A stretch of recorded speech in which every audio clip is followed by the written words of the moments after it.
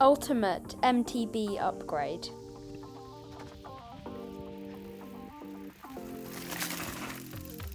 In this video, I'm going to be looking at what I think is the ultimate MTB upgrade. So thank you to Bike and Beyond for nominating me to select my item for the ultimate MTB upgrade. So in the description below, I'll link his video so then you can go and see what he thinks is the best. But I'm going to also nominate 2 people at the very end, so keep watching to see if you're one of them. So my best mountain bike upgrade is a pair of gloves. So in my rucksack I've got a pair of waterproof, grippy and quite good looking gloves. So also a good set of grips will help you with that, because that's pretty much attaching you to the bike. So anything that can help you like keep your hands attached or feet attached are really useful, because you don't want to have your hands flying off while you're going down a really technical trail. So let me just get my gloves out. Here they are. Come in a pack of 2, pretty cheap and look stylish. So let's put them on. I have to say, you can get them pretty much any supermarket. Got these from Tesco. There. Zip back up. Get the rucksack on. Time to go riding.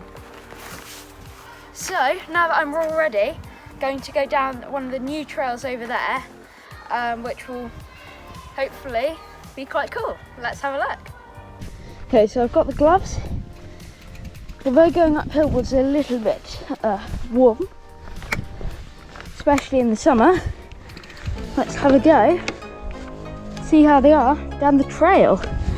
So this trail's got a mixture of like slippy mud and it's quite steep. So let's see how they handle.